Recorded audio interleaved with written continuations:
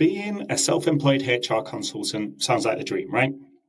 Flexibility with when you work, who you work with, being your own boss, earning what you're worth. Fantastic stuff. But here's the part they don't tell you. Being self-employed is hard. Certainly in the early days, for sure, and perhaps even after that if you don't know what you're doing. It's feast or famine, long hours, a constant scramble for clients, and sleepless nights spent wondering if your next paycheck will arrive and if it will clear the bills. Alternatively, you know your bills are covered, but the hours you spend working mean that you're getting paid less than you were when you were in the corporate world if you look at your hourly rate. And that's the reality for most HR consultants. In fact, quite often it can be worse than this.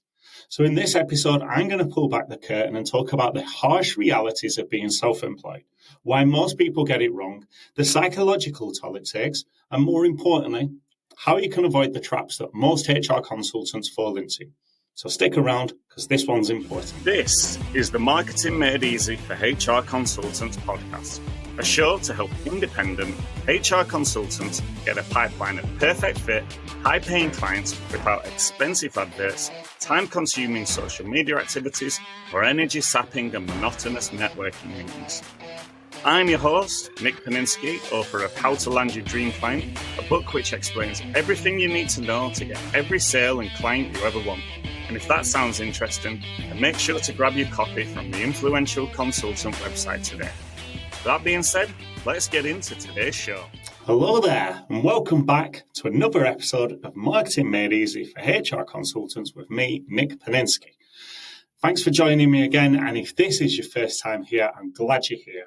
Just a quick update before we dive into today's topic. I've just finished my week-long workshop and the feedback I got was brilliant. If you didn't find time to register, no doubt I'll run the event again far off into the future. But for now, the only way to get access, if you want access today or within the near future, then the only way will be part of an online course that I'll be charging for. So keep your eyes peeled for the chance to invest in something that got rave reviews. Is helping HR consultants just like you to build a pipeline of leads of clients into their business. And it also helps rewrite a few misunderstandings and mistakes that almost every HR consultant I come across makes. That being said, if you went through the workshop and you're unsure if you've done it right, if you want to get some feedback on what you're doing, whether or not you're going in the right direction, if you want some help around your messaging, then DM me, as I've got a few coaching calls available in the near future. In the meantime, it's looking more and more likely that I'll be off for sunnier climes in winter. Colombia and Brazil are looking very tempting indeed, much more tempting than the dank, dark, wet, cold, miserable British winter, that's for sure. But I'll keep you posted on that front. Nothing is certain as of yet. Though I'm sure my LinkedIn and Instagram feeds will be full of beach pictures if I make it out there. And that being said, let's get into today's episode where I'll be talking about the realities of being a self-employed HR consultant. See, you might think that becoming a self-employed HR consultant is the dream, right? Setting your own hours, picking your clients, making more money than the corporate world. But the truth is, the reality of running your own business is actually a lot tougher than people expect. So the first reality of becoming self-employed that a lot of people overlooked is the feast or famine cycle. This is the roller coaster that can destroy your business and your aspirations. See, when you become self-employed, one of the biggest challenges that you might face is the feast or famine cycle. This means that sometimes you've got a lot of clients and you work the feast, and sometimes you've got no clients whatsoever or only a few, and that's the famine. So let's break down what this means, how it affects you, and why it's a major challenge for self-employed HR consultants. Okay, so the first bit is that it's a roller coaster of clients. See, it's like going to an amusement park, right? And you get on a roller coaster. Sometimes the ride is exciting and you never want it to end. Other times it's scary as hell and you're desperate to get off. That's what the feast or famine cycle feels like in business. When you've got a lot of clients, it's exciting because you're busy, you're earning money, everyone wants a little piece of you. You're like, yes, I'm in demand. This is finally working. But then the clients disappear and it can feel scary and stressful because you might worry about where the next client's coming from. You have no idea how to go about getting any more. You've got lost control And you're like, whoa, should I be going back to the 9 to 5? What the hell do I do now? And you start to worry, right? Now, during this feast part, that's great. But you might be working really long hours. You might be feeling pumped and energized. But when the famine hits, that's going to make you feel drained. You're going to be worried about money. You're going to be feeling overwhelmed about what to do to try and control this situation. And this can lead to physical symptoms, right? Like headaches, tiredness, because you're stressing about not having enough clients. And the ups and downs, those can take a toll on your emotions, right? You might feel super happy, proud when you've got the clients, but then they're gone and you feel sad, anxious. You could even feel like you're failing. You'll be moping around at home and you'll be thinking, this is not worth it. This is terrible. It's like, you're excited to play with your friends, but then they all go home and you're left feeling lonely and all alone. The next element of feast or famine is the financial struggle, right? So when you're self-employed, your income is your responsibility, and it can change a lot from month to month. One month, you might make loads of money from several clients. But the next month, you might not make anything at all, or you might make very minimal amounts. And this creates financial stress. You might be thinking, how am I going to pay the rent? How am I going to save up for retirement? How am I going to pay the kids for university? And that financial uncertainty, that can lead to a lot of feelings of anxiety, of stress. You may start to doubt yourself and your abilities, and you might start getting desperate for clients. That puts you in a terrible position, right? And this can make it even harder to attract clients, and it creates a vicious cycle. Emotionally, you might feel overwhelmed. You might start questioning whether self-employed is the right choice for you. And that financial worry, that can affect your physical health as well, right? You might not sleep well because all you're thinking about is how to find the new clients, how to find the next client. You're up at night thinking, how do I get out of this situation? It's like when you're worried about a big test when you're at school, right? And you can't sleep the night before. Alternatively, that stress, the anxiety, the lack of sleep, that can physically manifest itself with muscle pain, back pain, headaches, other weight loss, other weight gain, through that feast or famine, that going from mental extreme from one end to the other can really take its toll on you. But alternatively, the other way that it represents itself, this feast or famine cycle, is the pressure to keep working. See, when you're in that feast phase, you may feel pressure to keep up the momentum and continue attracting clients. You might think, what if I can't find more clients when this work ends? And that pressure can lead to you taking on more work than you can physically handle, or to take clients that you just don't want to take just to make sure that the money comes in. And this taking on of the too much work, that can lead to exhaustion. You might end up staying up late or skipping meals just to get everything done. And that pressure can also make you feel trapped, right? You may feel like you have to say yes to every opportunity, even if it doesn't align with your goals, even if that client doesn't align with your goals. This can create resentment in your business because you're not doing what you truly want to do. You might start feeling burned out. You might start to lose your passion for helping clients. Ultimately, both of these issues can lead to spending less time with your family, your friends, and ultimately having less control of your time than you did when you went into business for yourself. You might have had more control when you were in the office 9 to 5. But now you're on your own, so you've got less control of your time, less control of your finances, and you've got a hell of a lot more stress. Overall, these consequences of the feast or famine cycle, they can harm your business in many ways. When you've got lots of work, it's easy to get comfortable and not worry about future clients. But then the work dries up and it can lead to a panic mode where you struggle to find clients. And that can lead to poor decisions or taking on unsuitable projects. And if you're constantly worried about where your next client will come from, it can be hard to focus on building strong relationships with existing clients or improving your skills, your HR skills, And this can prevent you from growing your consultancy in a meaningful way because all you're focused on is where that next client is coming from, right? You're not thinking about anything else. Overall, feast or famine cycles are a really tough challenge for self-employed HR consultants.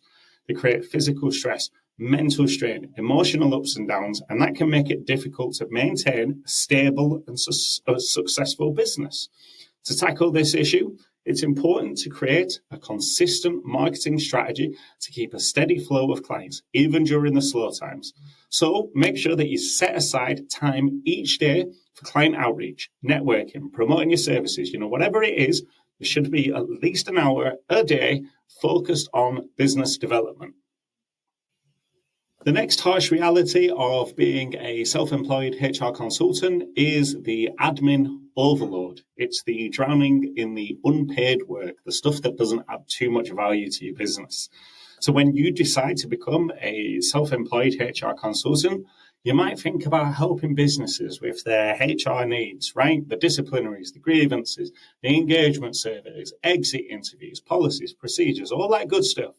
But what many of you might not realize is that running your own business, or you might have only just realized, the reality of running your own business is that you have a lot of work to do that doesn't always feel like proper work, right? The admin work, it can start to feel overwhelming at times. So let's break down what this admin overload is, how it affects you physically and mentally, and why it's a big challenge for self-employed HR consultants. Now, the realities of admin overload is that this is work that you have to do to keep your business running smoothly, but it doesn't always feel, it's not always getting paid, or alternatively, you're not getting paid immediately. These are like the behind the scenes chores at home, like cleaning or organizing your bedroom, right? It's important, but it's not as exciting as playing with your toys. So here's how admin overload can affect you. Firstly, every time you get a new client, you have to fill out the forms, you have to onboard them onto your systems, you have to write contracts, you have to keep records, all that kind of boring stuff. And this paperwork, that can start to pile up over time, especially if you push it to the side and you're busy onboarding people, doing caseloads, with your marketing activities, all that good stuff. And that can make it feel like you're swimming in a sea of documents that you just haven't got around to doing yet. So you might be thinking, why can't I just focus on helping clients instead of all this boring stuff? Admin is a bit of a time drain, right? Admin work can take a lot of time away from your day. So instead of spending hours helping clients or growing your business, you might find yourself spending even longer on things like invoicing, managing emails, or updating your website. And you might think to yourself, I should be doing more important stuff than this. One of the toughest parts of admin overload is the fact that most of this work doesn't earn you any money, right? While you're busy filling out the forms and sending emails, you're not actually getting paid like you would if you were meeting with clients, helping them deal with problems. It's also the kind of work which you don't get paid for in general, right? So when you were back in the office, Monday to Friday, 9 to 5, you were getting paid no matter what happened. But this stuff is, it's stuff that doesn't, it's not chargeable work. You can't charge a client for onboarding you. You may have cushioned that cost in as part of the project, but it's not something that you see as a tangible cost that you're charging for. It can feel a bit pointless, right? And ultimately, you might think, bloody hell, why am I doing all this? There's no money in it. It's a waste of time. I hate it. So you might find yourself sitting at a desk surrounded by papers that need, completing, emails which need replying to, and it can make you feel tired and stiff and bored. You might develop a sore back. You might get a headache from staring at a screen too long. And it's like being stuck in your room doing homework when you'd rather be outside with your friends. And mentally, all this paperwork, it can create stress. It might feel anxious about, forgetting to send an important email or losing track of a document or whether you've sent off your invoices. Emotionally, it can be frustrating because really what you want to be doing is that stuff that you're an expert at, the HR stuff, right? But, you want to be helping clients. But instead, you're drowning in admin and you might not feel like it's making any real progress in your business. And this can really slow your business down. So when you're stuck doing unpaid work, you might miss opportunities to attract new clients or focus on strategies to increase your income. And it can feel like you're running around in circles instead of moving forward. Overall, it can lead to burnout, causing you to take longer breaks or even consider quitting your consultancy altogether. I mean, overall, admin overload, it's one of the toughest challenges that you can face as a self-employed HR consultant. It can create stress, overwhelm, frustration, And, ultimately, you're not helping clients, you're not growing your business. So a solution might be to create a plan, right? Maybe you set aside a specific time to do your admin work. Maybe you just throw all the emails into one specific folder in your inbox so that you just deal with it once a week or once a day or something along those lines. You can use tools or software to streamline tasks. So you can copy the email into ChatGPT, say, give me a good response for this. You could even consider hiring someone to help you. Remember, ultimately, you don't have to do it alone. And if you really want to do all that admin, a virtual admin out there can really help you lighten the load. The next harsh reality that people don't think about when they go into business for themselves is the isolation of it. The loneliness of running a business, that can really get down on you. So when you decide to become a self-employed HR consultant, you often think about that freedom, the flexibility it brings. But one of the biggest challenges you might face is the isolation, the loneliness. When you're trying to build your business, right? You're at home on your own, trying to figure things out. You're on your own, 95% of the time, and no one's going through exactly what you're going through. So let's explore what that isolation looks like for a self-employed HR consultant, how it affects you physically and mentally, and why it's important to address this issue and how you can do that. So firstly, the lack of the social interaction, right? When you work in that traditional job, you have colleagues to chat with, you can share ideas, get those sense checks, and you can celebrate successes together and have a good old wine and a good old bitch and a complain about whatever it is that's bugging you, either personally or professionally. But as a self-employed HR consultant, those daily interactions, they disappear. And instead of having shared laughs during breaks or bouncing ideas off coworkers, you might find yourself sitting there and staring at your desk, staring at your screen for, hours. You might be in silence the whole day. So imagine sitting at home, typing away on your laptop with no one to talk to, no one to share your thoughts. You might think, I wish I could just ask someone for advice or just chat about my day. And obviously, there are Facebook groups and you will meet people online, but that's not the same as meeting people in the flesh repeatedly. Back when you were in the office Monday to Friday, 9 to 5, kind of like your work family, right? There will be people that you will have relationships with that have grown organically without needing anything from one another, and you can share your life with them a little bit. That's not going to happen when you're a self-employed HR consultant, not as easily.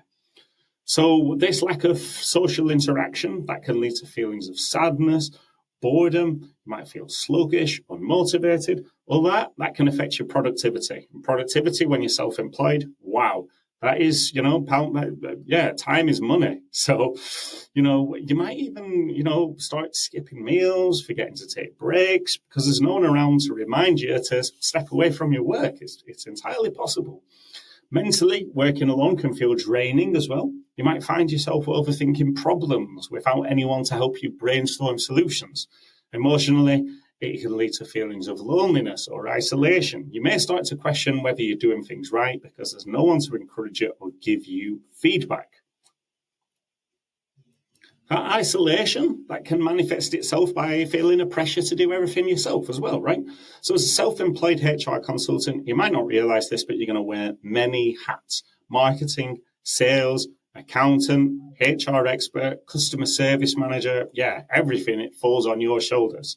And with no one else to share the workload, you might feel immense pressure to handle everything on your own. You might think, well, if I don't do it, who will? And yeah, that overwhelming feeling, that can create a heavy burden, and it can make it hard to focus on what really matters for your business. And carrying this weight can lead to exhaustion. You might find yourself working long hours, trying to tackle every task on your own. Your body might start to feel worn out from the constant pressure, leading to physical symptoms like headaches, fatigue. You might also find it hard to get out of your chair. As silly as it sounds, you might feel stiff from sitting too long without a break.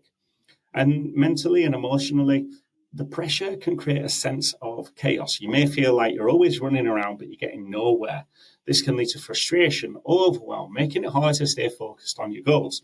Emotionally, it might create a sense of isolation because you feel like you're in this alone. You can start to feel discouraged or even doubt your abilities. The third way that the loneliness, the isolation can manifest itself is the fear of reaching out. right? So when you're feeling isolated, you might also experience fear or anxiety about reaching out to others. You might worry about being judged or feel like you're bothering people by asking for help. And this fear, that can prevent you from connecting with others, making the loneliness even worse, like a vicious cycle. So imagine thinking to yourself, what if they don't want to talk to me? What if I look like I can't handle my business, And that fear, that can make you feel tense, anxious, overthinking. You might notice that your heart starts to race when you think about networking or reaching out to people. Physically, you might become so focused on your worries that you forget to take care of yourself, like eating or sleeping properly. And mentally, that fear, that can create a loop of negative thoughts, making you feel trapped. You might start to convince yourself that you're not good enough or that no one understands your struggles. Emotionally, it can lead to sadness, hopelessness, and making you feel like you're stuck in a cycle of loneliness. Overall, the loneliness of running a business, that can be one of the toughest challenges self-employed HR consultants face. It's new to them. Sometimes they don't know what they're doing. Sometimes they just don't want to, feel like they're embarrassed or feel like they're embarrassing themselves by asking for help or for reaching out. But it's important to recognize that you're not alone in feeling this way. And there are ways to combat this isolation. Building a network, joining a support group, joining a community of some form or another, or seeking mentorship can help you connect with others who understand your journey. Remember, reaching out for support is a sign of strength, not weakness. Alternatively, if you like working around people, then consider investing in a co-work space where you can be surrounded by people who are motivated and going through the same kinds of things that you are. That's what I do. I'm at a co-work space and I swear by it. And in fact, I'll be sharing a podcast in the coming weeks about co-work spaces. So make sure to check that one out when it launches. The fourth harsh truth of being a self-employed HR consultant is dealing with difficult clients, because that's when boundaries disappear, stress increases. This is one of the most challenging aspects of being a self-employed HR consultant. These are the clients who demand more of you what you have agreed upon. They don't respect your time and they've got unrealistic expectations. So while working for yourself can be incredibly rewarding, it can also feel like a roller coaster ride when clients push you to your limits. So let's break down what makes dealing with difficult clients so hard and how it affects you. Firstly, boundaries disappear, right? So when you take on a new client, you can set those clear boundaries about what you can offer, when you'll be available, how much they'll invest to get your services.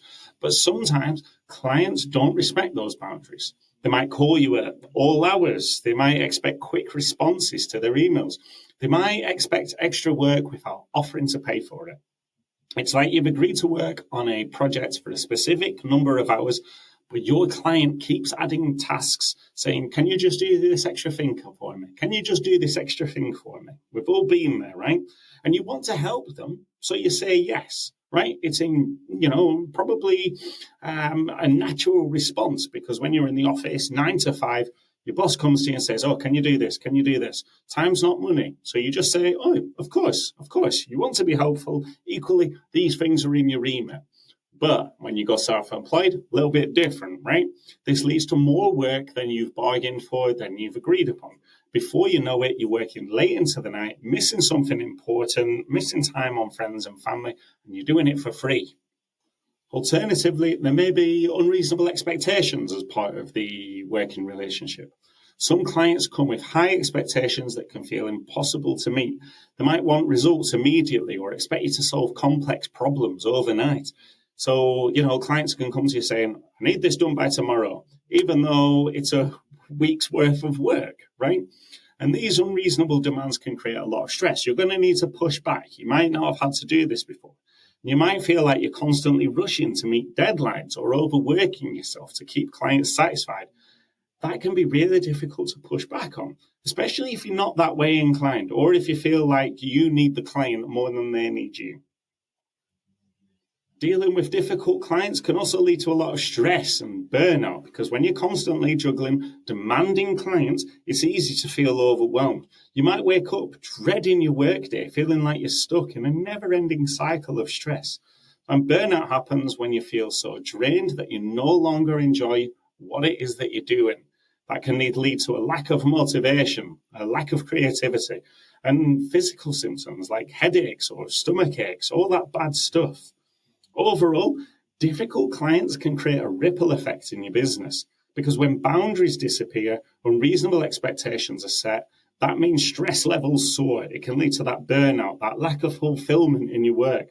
The emotional and physical toll can make you dread your job, dread the career path that you've chosen. You might start to lose sight of why you've become self-employed in the first place.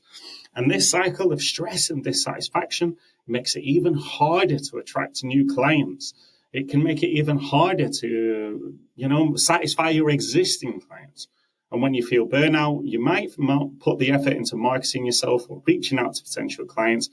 And that'll affect that feast or famine cycle that we've talked about, meaning that you end up stuck in that negative cycle of working with clients who you don't really want to work with, but you have to because, you're desperate for the work.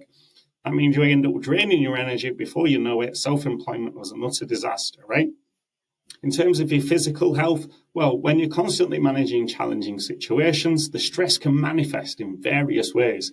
You might experience fatigue, difficulty sleeping, muscle tension, chronic pain. The emotional strain can lead to a chaotic work schedule as well. So you may find yourself working longer hours, skipping meals, or relying on caffeine to cope. Ultimately, the cumulative effect of dealing with difficult clients can leave you feeling drained and overwhelmed, impacting both your work and your personal life.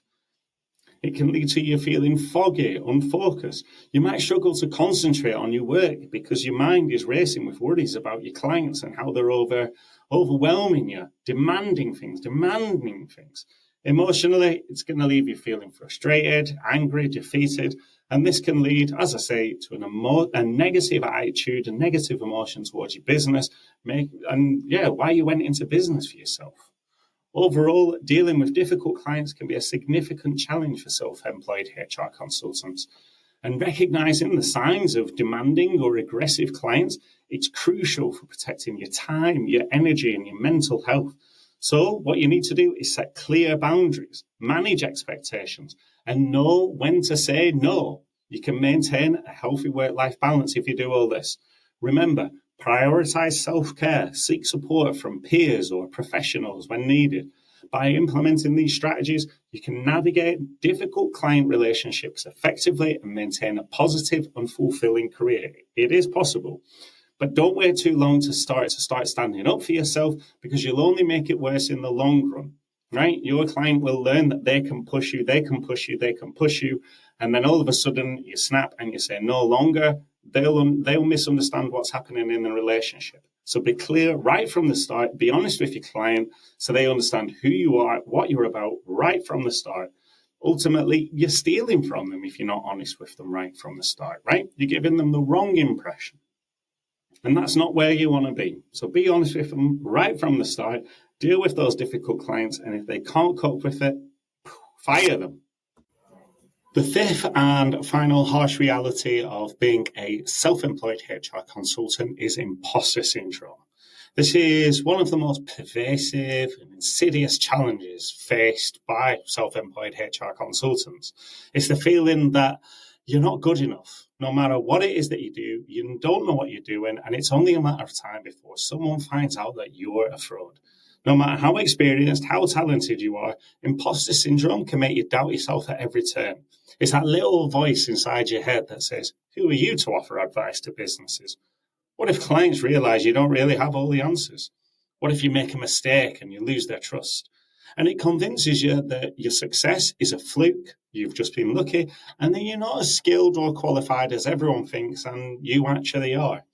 So imposter syndrome, it doesn't just affect new consultants, it can creep in even after years of running a successful business. It's a psychological burden that can make even your biggest achievements feel hollow. And the worst part, it stops you from taking risks. It stops you from putting yourself out there and asking for the business that you deserve. One of the most common ways that imposter syndrome manifests itself is through undercharging. So you feel like you're not really worth what other HR consultants are charging. So you set your prices lower to avoid the risk of being rejected. You think, if I charge less, maybe they'll pick me over someone else. But here's the problem. Undercharging leads to over-delivering because deep down you feel like you need to prove yourself. You need to take on way more work than you're being paid for. So you give extra services, you spend more time on projects, and you offer free advice or support, all because you feel like your clients will only see your true worth if you go above and beyond. And this has a major impact on your time, your energy, your mental health. You spend hours doing unpaid work, and even though your clients might appreciate it, you're burning yourself out in the process. So in terms of the physical impacts that can have on you, undercharging, over-delivering, that means that you're working more hours for less money. You're squeezing 10 or 12 hours of work into what should be an 8-hour day. You're not even being compensated properly for it. Over time, this creates physical exhaustion and you start to notice it in your body. Fatigue, poor sleep, even health problems related to stress. Mentally, it creates a toxic cycle. The more you over-deliver, the more you reinforce the belief that your standard work isn't good enough. You feel like you have to keep proving yourself over and over, and that just feeds the imposter syndrome. Emotionally, it's draining to feel like that no matter how much you give, and it's never enough. The core issue, imposter syndrome, is holding you back from charging what you're worth and setting those boundaries which are so key to managing clients. It makes you afraid of being seen as too expensive or not good enough, so you undervalue yourself. Another way imposter syndrome shows up is through a fear of putting yourself out there. You're hesitant to promote your business because you're worried that you'll be found out. What if potential clients see your posts on LinkedIn and think, who's this person to claim that they're an expert? And what if you host a webinar or a workshop and people don't get the value that they expect? This fear of visibility can keep you from doing the few things that would grow your business. You hesitate to market yourself, you delay launching new offers, and you hold back from reaching out to potential clients because you're worried about being judged. Now, this fear of visibility, this can lead to inaction. You spend hours thinking about what you should be doing, writing blog posts, sending out emails, networking with potential clients, but never actually doing it, right? And that procrastination keeps you stuck in place. And you feel like you're always playing catch up. Physically, this adds to the stress because you're always behind on your business development tasks. And that leaves you overwhelmed with a growing to-do list. Mentally, the fear of being exposed as an imposter, that leads to self-sabotage. So you start to avoid opportunities because you're afraid of failure or judgment. And emotionally, this creates a deep sense of inadequacy. You see other HR consultants out there confidently promoting themselves, and you wonder why you can't do the very same thing. The result? You start to feel disconnected from your business, question whether or not you're cut out for this. The core issue is that you're afraid to show up and market yourself because imposter syndrome makes you feel unworthy of the attention or the success. Finally, imposter syndrome can make you avoid growth opportunities. So it causes you to avoid taking on bigger projects or more prominent clients. You tell yourself that you're not ready, that you need more experience, or that someone else would be better suited for the job. And this mindset, this keeps you playing small, sticking to the safe clients and projects instead of going after the work that could really take your business to the next level. So you might get an opportunity to work with a large company or tackle a high-profile HR challenge. But instead of embracing the chance, you find excuses to turn it down.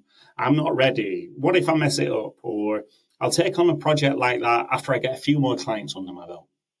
And by avoiding these bigger opportunities, you're going to stay stuck in the same routine. Your business won't grow. You're not taking the risks that lead to growth. You're working the same type of clients, earning the same fees, and you're never breaking out of your comfort zone.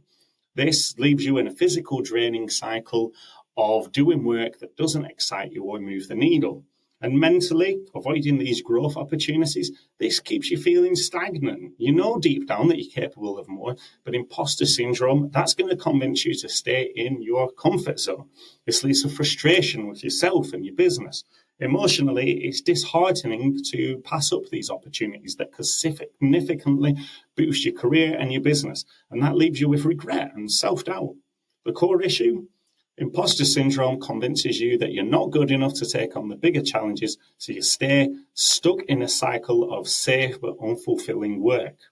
In conclusion, imposter syndrome might start as a private internal struggle, but it quickly bleeds into every aspect of your business. It leads to undervaluing your services, overworking yourself, and avoiding the opportunities that would help you to grow.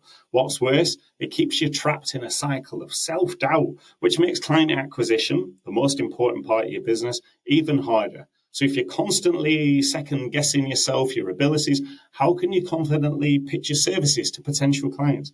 How can you set boundaries? How can you ask for higher fees or take on bigger projects when you're afraid that you don't deserve them?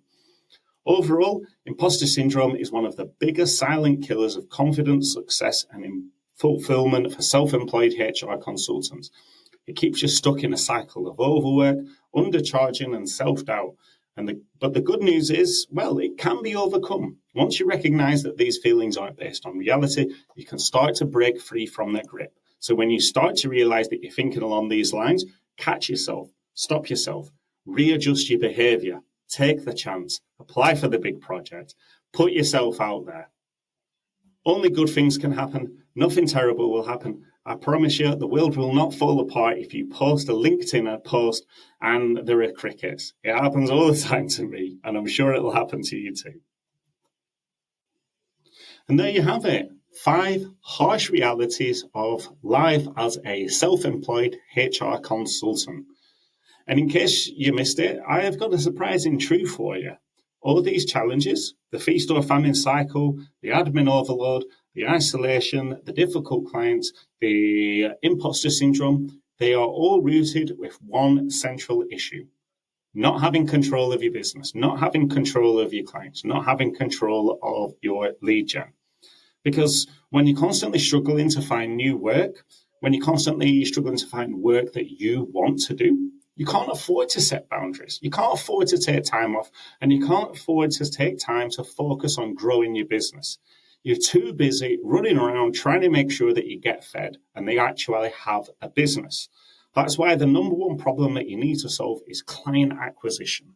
Once you have a reliable system in place for attracting leads and converting them into paying clients, everything else starts to fall into place. You can be more selective about who you work with. You can set clearer boundaries and push back.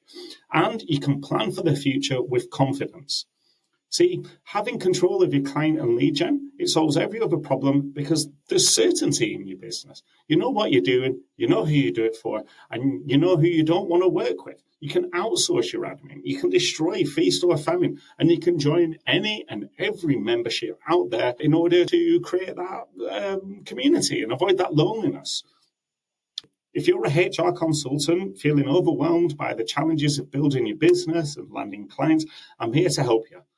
Get onto my website right now and book a coaching call. You'll get one-to-one support tailored to your unique needs. We can discuss anything you want, whether it's creating a lead gen strategy, determining how to price your services, how to identify and serve your target audience. Whatever it is that you want to talk about, we'll talk about it. And by the end of our hour together, you'll leave with a complete roadmap to resolve your issues and a clear action plan for moving forwards. Don't worry about taking notes. We'll record this session so you can just focus on the conversation. Then you can revisit the recording whenever you want to. I'll also share helpful resources for you and even share ChatGPT prompts to make implementation even easier for you. Equally, you can rest easy knowing that if I can't help you or you decide to work with me further, you can get your money back. No questions asked.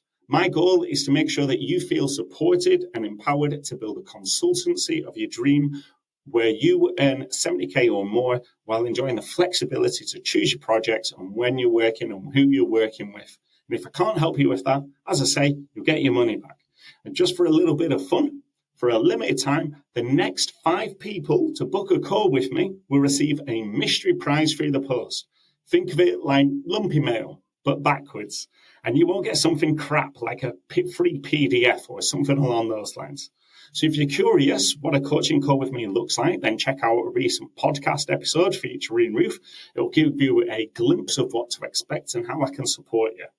So don't feel like you have to navigate this journey alone. Lean on my expertise and get help to build your business so you're in control and you know what to do and how to do it. So go and book a coaching call now, visit my website and get yourself a mystery prize too.